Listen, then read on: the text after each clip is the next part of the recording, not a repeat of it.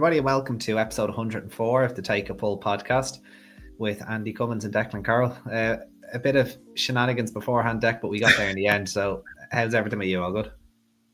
Yeah, all good. That was a couple of panicky moments there. We had speakers that have water jets in them that sound like a chainsaw nearly getting used, but thankfully, JBL speaker came to the rescue. Yeah, it's worked out. Brilliant. Shout out to JBL. Fantastic. Right. Well, we've gone for a little different approach. This could be a debut for a mixed bag. So we have got Naas, Cork, Leopardstown, and Killarney all covered on this week's edition of the Take a Pull podcast, where we've kind of cherry picked the races. It probably goes a little bit against the grain because we were used to cover not to 90s and whatever. It does. And I kind of forgot we used to do the polls. Yeah, we could get the polls back, yeah. Yeah, I think we'll have to get the polls back for the summer because they were a good bit of crack as well with me. Yeah. Watching the race meetings that went off. Yeah, exactly. It was usually the flat meetings as well, which we've got plenty of on this podcast. A bit of blinking and you miss it. A few 6 furlong handicaps at Naas, listed race, a good few listed and group races from Leopardstown. We have sprinkled in 2 divisions of I think it's not to 100, is it, at Cork? 2 not to 100s at Cork, possibly. I'll have to double check that. And then obviously the Killarney National, rounding off with that 10 to 5 on Sunday, which looks like actually a decent race. Right, without any further ado, Dec, let's get straight into this. We're going straight to Naas, and this is the first mention of draw bias and fast horses on the Take a Pull podcast. Don't turn off. Well, there's a couple of doozies at Cork. So okay. You're going to have to listen through this. Very good. Well, this is a 13-runner, 6 furlong sprint from Naas, and if the weather holds, I'd say there's going to be no nicer place to be on Saturday afternoon, and not a bad card either. The debut of Albert Einstein is probably going to be the main event there, despite there being a listed race. Aidan O'Brien started the rumour mill on that particular 2-year-old, so it'll be interesting to see how he goes, but more on that maybe next week if he puts in a good debut. So 13 runners here, Dec. 85 rated Jared Maddox at the top weight, goes all the way down to Skillman Ave, 3-year-old for Gavin Cromwell, right down the bottom there. Who was your fancy here? Look, there was 2 I was looking at. The first was Rappel. I actually got a tip for him last summer, okay, and he won that day. But he followed up. He's a 4-year-old. He's won all 56 and 66. He does want good ground. He was disappointing the last day on soft ground, but look, he's well up from that first minute mark at 56. But on his favourite ground, I think he could go well. But my selection would be Never Shout Never, 5-year-old off 74. He was running on second over 5 furlongs back on the turf. A lot of his recent runs have come at Dundalk and the all weather. The extra furlong is going to help. He is up £2, but yeah, I think he go well and give it a good go. Yeah, very interesting. There was a few that kind of stuck out to me in this race. Escaping the Jungle, 5-year-old mare there, number 4. Usually when you bring back a 5-year-old mare, you're usually on the hunt for black type. Now she's a long way below that. She's rated 79. But they did start her in a listed race at Naas, and maybe she's a little bit better over 5. Could be interesting if she got to dictate from stall 12. The other 2 I quite liked were Dynamic Force, coming out of stall 1. I think this horse has a right chance now, personally. Was formerly with Fozzie Stack, but he was second at the Curragh in August of last season off 72. And I don't think anything has really gone right for him kind of since. I think he missed the start on his next appearance at the Curragh, and then he's been up at Dundalk running over trips, probably a little further of it than his best. He returns to 6 furlongs on quick ground here, which I think is what he requires. And I think he's got a right chance. He might be a nice price early doors as well. He's the one that kind of stood out to me. Tawazan was the other one that kind of stood out to me as well. Andrew Kinsler horse. He lost places quite late at the Curragh last time out, over 7 furlongs, and coming back to 6 is probably what he does want. Very well handicapped on old form, especially if you look at his runs at Fairy House last season. That was over 7 again, just didn't quite get home that day, and that was an easy 7 at Fairy House. He's one that definitely would have a chance as well off 65. Dynamic Force and Talazan, definitely the two most eye-catch ones for me. I will be with Dynamic Force though for the state of this race, so you can probably have the lot on Talazan when he mugs me off. Right, so it's Dynamic Force for myself and Never Shout Never for Dec. Moving on to the race that we sponsor on the card, the Dec and Andy fencing. Andy, Dec and Andy fencing handicap. Yeah, good to see Dec and Andy sponsoring the race. Yeah, always good. This is a 3-year-old sprint over the same distance, just shy of 6 furlongs. I found this race a little bit more difficult. Like there's a good few horses here now that are coming off wins. Jorge Alvarez, no return. Gazelle Doors on a hat trick. Passing phase, visored first time. Ran well last time out over 5 furlongs. There's plenty of angles you can take here to get into this one, Dec, but which one did you come down on? I came down on Temperance. Right. It's her handicap debut. She was second to George Alvarez at Dundalk. She was getting £5. She gets £3 tomorrow. Sorry, she gets an extra £3, £8 overall tomorrow. She was second to Rebel Diamond on Good to Firm Ground last year, which is form I quite liked. And yeah, it's a very tricky race, and it's not one I'd normally be rushing to get involved in, but for the sake of tap 104. Tap 104. Yeah, we go with Temperance. I fancy Gazelle D'Or to finish off the hat trick. She might be a little bit quirky. She does kind of duck under pressure a little bit, but wins at Navan, and especially last time out with the Curragh, like she looked beat for all, everywhere bar the line. She just got up in the depths of the line, but there should be enough pace for her to aim at, and she should be coming home well, and she does look quite progressive, so I have a slight inkling that Gazelle D'Or will rattle off a hat trick here. Nothing really much else to kind of comment on that race. I suppose you could be looking at a potential Royal Ascot. Could be, yeah, especially with a few of these could progress into Royal Ascot handicappers. A few of them you could even see coming back to 5, no problem for the 3-year-old handicap over that trip at the Royal Meeting. Next up is an Oaks trial. We had one of these, I think, last week or 2 weeks ago. The Darley Naas Oaks trial, Darley Irish Oaks Naas Oaks trial. Probably not the strongest of renewals. Like none of these are rated 100, and you'd be kind of hard pressed to say the ones that don't have a rating yet are going to be rated 100 at this moment in time. Good to see Holly's Grace in here. We spoke to the owner actually at the Ferry House Irish National curtain raiser, and he did say to me, that he did like this filly. So be interesting to see now how she goes hiked up in class after a maiden win at Dundalk. I found this race tough though, Dec. Any of these you could see maturing into classic ovals? Maybe the Aga Khan filly. Like on form, Island Hopping probably sets the standard. But I thought she was outpaced, and she was staying on over this trip at Navan. The last day she finished third. The race runs a suit as well, I think. Yeah, I think she's gonna want further. Like she's probably not good enough, but an Oaks trip would suit her.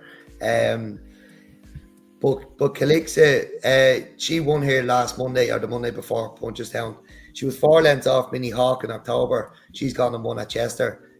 She improved past Subsonic on that run that day. So the filly that is improving, she's 6 lengths to find with Hopping Island on her debut run. But having improved to win last Monday at Naas, I reckon she could definitely make up those 6 lengths with Island Hopping, and I take my chances with Calixa. With Calixa then there for Dec. Okay, that's it. Yeah, definitely she'd have a chance. And Dermot Wells started the season so well on the flat as well. He seems to be having winners left, right, and centre. There's 2 I do like, and there's when you look at some of these. He's looking at some of these pedigrees like Tamam Desert, by Sea the Moon. He's managed to win over 7. So stepping up a trip like this is quite interesting. Holly's Graces, as I mentioned there earlier, she's by Australia again, managing to win over 7. I would imagine there's a lot of improvement to come from her. But the one that kind of struck me, and it maybe took her a minute to kind of get the hang of things, was Get to My Lovely for Fozzie Stack. Joey Sheridan's going to ride. She's by Camelot, and again managed to win over a mile at Gowran. And what was interesting about that was that, you know, she was taken on for the lead early doors, and usually, you know, Gowran can be a front runner's track, of course, but you know, she did not get in any easy time in front, and she battled on, and she battled to the point where she went up one by 6 lengths. Like, I thought it was quite impressive. The ring went, or I think this she hung. I think she was pulled up. I think there was a tack issue when she was pulled up at the Curragh, and she hung a little bit right behind Bint Queen kindly a little bit before that. That's my only worry, is that her potential of hanging right at Naas is always there, but I'm putting that down to greenness. She ran in a decent maiden, as I said, behind Bint Queen Kindly, and then she made no mistake on soft ground at Gowran. Similar tactics could see her go close here, and I think she's going to be quite a big price in this field, so I'll take a chance on Got to My Lovely each way, and it's Calixa for yourself, Dec, is that? Yeah, Calixa for me. Right, so there's the first 3 flat races out of the way. Raring to get onto the main stuff now. The Tesla handicap hurdle. We got 2 divisions of this at Cork, and I was completely wrong. It's not 100. The top here is 108 in Penny Jar. So apologies for that. Dec, 14 runners. I'll tell you what it is. It is a 1-1-10 equals 11 stone 12. Right. Okay. 110 equals 11-12. Yeah, you can see that with the Naga Riley in the next race. It's 11-12 in this race is 108, because obviously that's just the way it's kind of gone. Penny Jar. Yeah, this race looked tough. When you suggested this race, I went, oh, for Jesus' sake, I thought these were done until October. But here we go. Anyway, who do you like? I do really like the look of Al McCarty's Ballino Blaze. He's not from 8 now over hurdles, but he's only a 5-year-old. And his best runs have come with yielding are better in the description. He was toured the last day at Limerick, so he's starting to get the hang of things. He's back in trip, which I think will suit, but he might just take another couple of runs. I think he could run into the place again and begin to look like a winner in waiting. But next up, Paris, a 6-year-old. He was toured the last day on good ground off this mark. The Fort has followed up since. That was his 3rd handicap run, but it was first on decent ground, and I think he'll take all the beating. But I can see Ballino Blaze running a nice race, and maybe another couple of runs, if the stable starts to come into form, we'll definitely pick one up. But yeah, might be confident now about next stop Paris. Next stop Paris is a confident one for Dec, right? The one I came down on was Arctic Piper. She fell last time out, but I think she might have been placed, but I'm taking a chance that maybe decent ground is what she does want. She's still fairly unexposed. It's only going to be her 9th start of her career. She has been running okay. 103, I think, is, you know, within the realms of you know, finding I think it could be competitive. It is her handicap debut. So, you know, taking what we usually say, she might take the run. Probably one for the tracker for summer hurdling though. I think 103 gives her a chance, given that she is, as I said, having her 9th start, 4 of which 4 in bumpers, 4 over hurdles. But I'd say she'd have a squeak now. Yeah, I had a good looker as well, Andy, and like the reason I wanted to throw this race in, I did feel it takes a lot of working out and does get the brain working, because you've 2 in here that fell on handicap debut, and then you have a couple of last run out winners as well. So kind of hoping they might help set the market as well and get us a bit of a better price on, well, get me a bit of a better price on next up Paris. Very good. Right, well, let's check out Division 2 of this race down at 4 o'clock. Doesn't really get any easier again, just the 14 and the 3 reserves again. And a good friend of ours, Tell Nobody Nothing, the Diane gelding out of Bonnie Kate. Been a little bit disappointing, hasn't he? Like, I thought he was going to, you know, go right on after he won at Downpatrick. He's still a huge horse though, which makes me think, you know, there could be improvement to come. I'd be nearly inclined to chance him here, to be honest with you. because look, given how Bonnie Kate progressed as she got older, I would be interested in him. But who do you like here, Dec? I like him as well. Still only Right, okay. 5. Yeah. We've talked about him for quite some time now, but he's a maiden winner on good. And they have tried chasing as well, but he was second off this mark to the horse who was behind Next Stop Paris, who has followed up. I just can't think of the name of the horse. I think he does take all the beating. If there was a danger, and it might come a little bit too soon. It's You Done Well, only a 4-year-old. He was second in a 3-year-old maiden on good ground back in October. He has ran on soft since, but the horses behind from that maiden have won. Definitely 2 of them. So the form is working out. But young horse foiled, maybe late summer. He might start, as he straightens up. He might pick up. He might go a run, pick up 2, maybe 3 races. He's going to start going the right way. But yeah, Tell Nobody Nothing, I think, should be winning this, particularly if Next Stop Paris wins the Division 1. With that horse from behind Next Stop Paris following up, he was second in that race. So yeah, that's where I'm going. But I do have one more, Andy, from Cork before we move on. Some bonus content, and probably my bet of the card, and it comes in the 5-10, the 3-mile handicap hurdle. Philip Rothwell's even endeavour.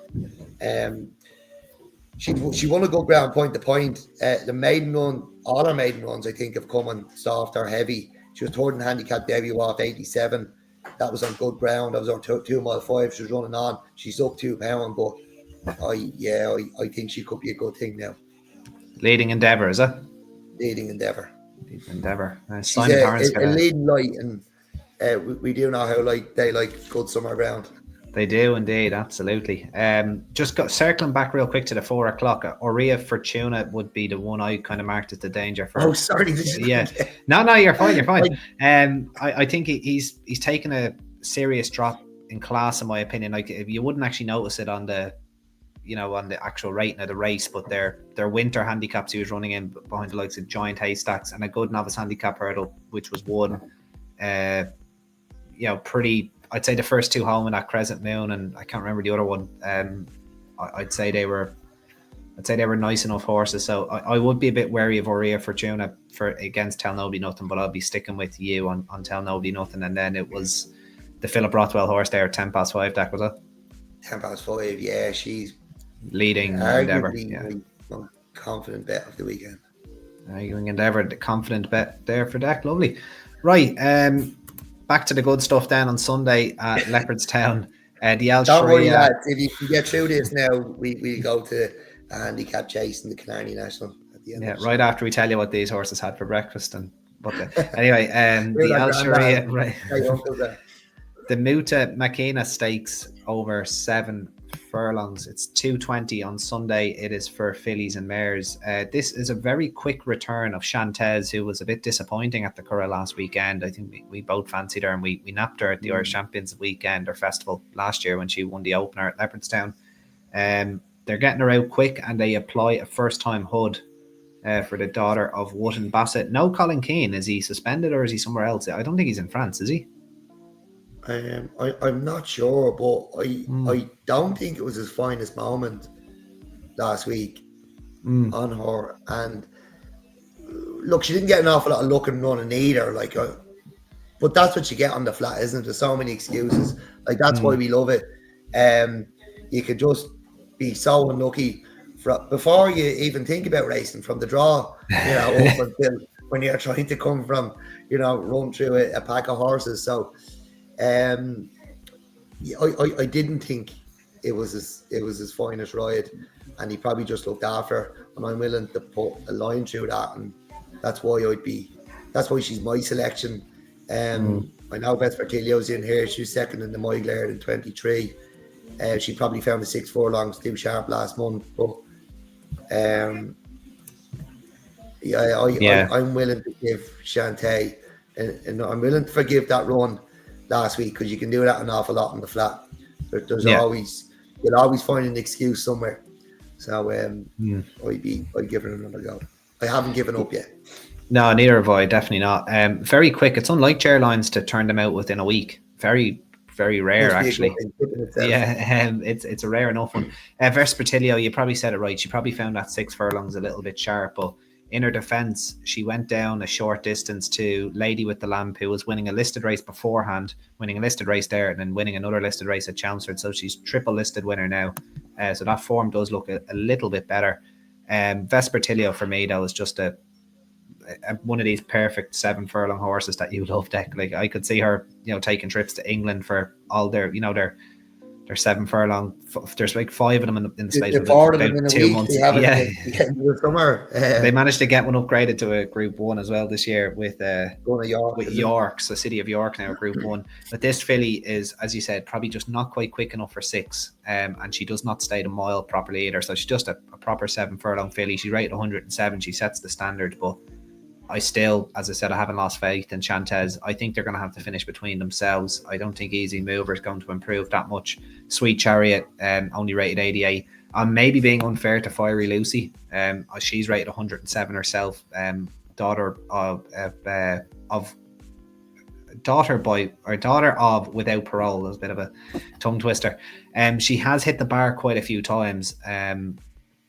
Good fourth behind Lake Victoria in the Breeders' Cup juvenile fillies, and then behind Heaven's Gate at the Curragh before that as well. She's a solid filly, but I think the rating of 107 might just flatter her a tiny bit.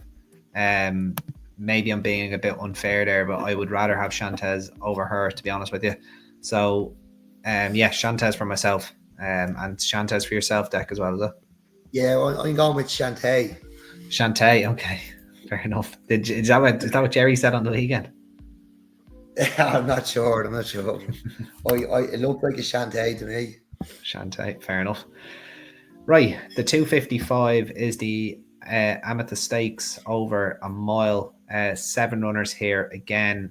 Good to see Lafayette back, and Mutasarraf, who, he's tried to become like the famous name of this course. He just seems to always rock up in these type of races around Leopardstown and win.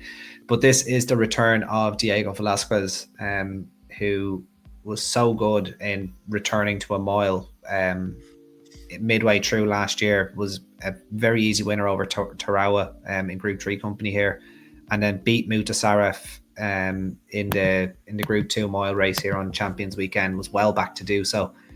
I think he could take a lot of beating in the mile division this year. I would fancy him for the Queen Anne, so I'm obviously going to think he's going to win this. He should be winning this even with a penalty, in my opinion. What about yourself, Dec? Yeah, well, look, he did beat Mutasarraf in the Salon way. Is that what we're calling it now? That's what it's not the Boomerang Mile, but that's what it's called now, isn't it? Yeah.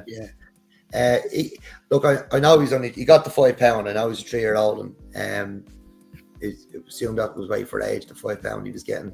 Yeah. Could Mutasarraf have been carrying the penalty? No, it's just weight for age. Was it the £5? Think so. Yeah, but he has to give Mutasarraf £2 now. And with his record at Leopardstown, like, I know Diego Velasquez has won twice last season at Leopardstown. Anyway, not sure if he won as a 2-year-old. But I think it could be a tough enough task now on his first run, and I fancy Mutasarraf for a bit of an upset. All right, and we're probably being very unfair here to Lord Massousis, who beat Mutasarraf last time out, but did have the benefit of a run, I think. He ran at the Curragh, so he had a fitness edge. You think Mutasarraf will reverse the Lord Massousis form? Well, I think they've met each other quite a few times. I think Mutasarraf often came out on top. So with Leopardstown on his side, he loves the place, so I think it could be a bit of an upset from Mutasarraf. Yeah, we'll see what price we get. Then you can match the Queen Anne. Yeah, exactly. The Queen Anne, you could have Mutasarraf maybe going over there. They I think they try to avoid Group 1s with him. Like, he is literally famous name just but he's a gelding. And then, as you said there, Diego Velasquez, Dancing Gemini is kind of the early clubhouse leader in England at the moment in that division. Right, so we'll move on then to the half 3, the Cashel Palace Hotel Derby Trial Stakes. This is the second run of the season for Delacroix, who just seems to have his form boosted left, right, and centre wherever you look at the minute. Aidan O'Brien runs 3, also has Acapulco Bay. I'll talk about him in a moment. Rocket Cashel. Purview is the sole runner, Dermot Weld, winner at Dundalk late last year. And then the Group 1 winner, Tennessee Stud, who you can make an argument is probably closer to Delacroix on form that the betting is likely to suggest here. But Delacroix does have the fitness edge and is well fancied for the Derby. Do you think he just goes and wins this, Dec? No, no, I'm going with Delacroix, by the way. Delacroix, okay. No, I look, he won the Ballysacks given way, and he was second to Hot as Hell in the Futurity, who wins the Poulons on Sunday, by the way. Some more bonus content. Extra content, yeah. Yeah, look, he won the Autumn Stakes at Newmarket, second to Green Impact in the Future Champions Juvenile on Champions Weekend. But like Tennessee Stud, he's a Group 1 winner. He won the Criterium at St. Cloud. He's also second to Hot as Hell in the Beresford. And he's slightly less exposed. And I know Delacroix has fitness on his side, but I'm going to take a chance on the less exposed Tennessee Stud. Less exposed Tennessee Stud, right? Bit of a joke for Group 1, them only managing to get 3 runners. And I think they changed that a few years ago. The Criterium de St. Cloud over the 10 furlongs, and the they have a mile Group 1 on the same card. It's ridiculous. It's why is there no penalty for that? It's a Derby trial. This race has never had a penalty. So this is like the Derrinstown Stud Derby trial. It was Group 2 back in the day, but it was designed. It was designed in the calendar. It's basically designed the calendar. So if you had a good 2-year-old that needed a prep for the Derby, you wouldn't run with a penalty. Similar to the Craven. I think the Craven's like that in the UK. I don't know about the Dante. I don't think there's a penalty in the Dante. I could be wrong though. Anyway, so yeah, I do think Delacroix without his penalty will probably win this. Not sure about the ground for Tennessee Stud. He probably might want it a little bit softer. Although he has one on good ground that day at St. Cloud, I think, and now I know. Yeah, but look, it's France. I think I'm pretty sure that I think it was heavy. I'm almost certain it was heavy ground at St. Cloud. No, I think I definitely you look that up there. I'm saying I will. Give me 2 seconds. Let me see. Looking it up. Heavy. It's saying heavy. It's saying heavy. Sure? I'm good to heavy. Good to heavy. Yeah, that's French. Yeah, it's good stuff. I'm not 100% sure. Like that was the best Group 1 you're ever going to see. Like Harvey, that he was supposed to run on at Newmarket, and he bolted with Ryan Moore. I don't know where he ended up. He could be still bolting with Ryan Moore. And Green Storm, who was second, he was only rated 87 going into that race. He got £20 for finishing second, and then followed up with getting beaten 10 lengths in a listed race at Newmarket on his latest start behind Almeric. So like it was a Group 1, but like, you know, it was probably only a name, I'd say. I'd say Tennessee Stud is much better judged off his second to Hot as Hell, because that would put him very close. That was actually good. That was good ground. Leopardstown. Yeah, Leopardstown can get quick though, so that's what I was just. Although you shit all over this Group 1 form there, like it's Hot as Hell. It's the line of form to him. I shat in the Group 1 form, but the Group 2 form is much stronger. So behind that, just finishing on the girths of Hot as Hell. The horse I did want to mention though, and I'm going to back him each way, hoping one of the 2 that we've talked there underperformed, is Acapulco Bay. I'm still convinced this horse is really good. He was a massive eye catcher when beaten about 2 lengths by Delacroix on his debut, who had the benefit of a run. He went and won a 2-11 then at the Curragh on his next start, and then I was a little bit disappointed with him getting beat 2 lengths by Trinity College on his opening run of the season. Possibly just didn't pick up in the heavy ground that day, but he looked like he was going to pick him up and then just didn't. Now he is rated 100. That's the thing I just wanted to mention as well. And Aidan O'Brien, you mightn't think it, but sometimes he just can't help himself. Like if the horse isn't going to become a stallion, there's plenty of Royal Ascot handicaps that this horse would win off 100. So if you back him each way and you lose your money on Sunday, you'll get it back at Royal Ascot. There's the King George V, which is a 1.5 mile handicap for 3-year-olds, and they have added one in the last few years, which is 10 furlongs for 3-year-olds, which I'd probably rather see him in. I can't remember the name of it. If he runs close in this, you could see him in the Group 3 Hampton Court at Royal Ascot as well. So there's plenty of options for him. But yeah, he's the one I'm going to watch very, very closely in this race. We'll either pick up money and back him in the Group 3 at Royal Ascot, or lose money and then back him in the handicap at Royal Ascot, which is the plan. Either way, we're going to make a fortune out of this. Yeah, either way, by June we'll be paid. Right, so we're going to finishing off at Sunday at the 450 at Killarney, which is, I suppose, the main event for most listeners. The Killarney National, a strong field of 15 here, Dec. Yeah, who do you like here? Look, you're automatically going to be drawn to Pagan, 6-year-old mare. She only found fun to go at Perth. She split bioluminescence, and she could be anything at Limerick over Christmas. Like, she's normally the one we'd be going for and be really, really strong on. But yeah, I just keep coming back to Happy Jackie. I know he's 11, but he's only won his beginners recently. He's run from 5 over fences. He's 6 hurdle wins to his name. He was a hurdle winner off 135 last summer, second off 140 in October. Like, although he's, he's an 11-year-old, like he's still in good form. What would you call it? The Twilight Indian summer. Twilight of career. He's like the winner beginners recently. Take some deals. Like, still a horse that's definitely not on the way down, I don't think. And in here at 130 over fences, I think he has a great chance. And when horses at the end of their career, maybe he's not at the end of his career, I don't know. Maybe he's only getting going. Yeah. But when horses get to what we assume is the twilight of the career, when they hit good form again, they can rack up a couple of wins in a row. And yeah, I thought I wouldn't see past Pagan, but I just keep coming back to him, and I really fancy him. Yeah, that rating of 143 over hurdles, as you mentioned, Dec, is a career high for him. Now, he did it at the age of 10, but as you said, he made his comeback winning at the age of 11. The handicapper's giving him a chance, like letting him in a stone less, and it's not as if he was out of form over hurdles either. Like, ran Rocky's Diamond quite close to the handicap. He won off 5 pound higher last June or July, and he's second in October off 10 pound higher over hurdles. To Rocky's Diamond. To Rocky's Diamond, who I think was running off like 130. I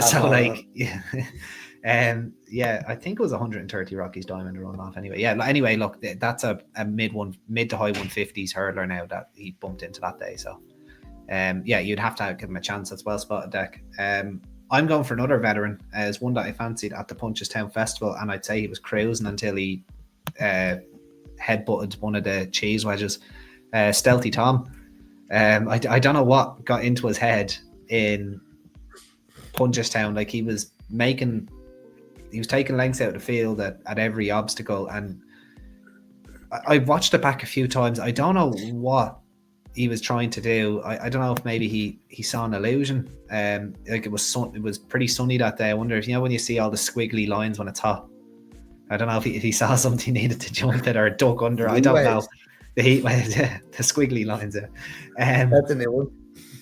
Yeah, so he's in off 140. I don't know if that's a gift over, traditional fences, but like his form over the banks, even second to Jouster in December, and then third to Vanillier, kind of had a poor run behind Thomas O'Malley at Ballinrobe, and then he was too far out. I think he only fell at like after a dozen obstacles or something in the Latouche, like they were barely halfway.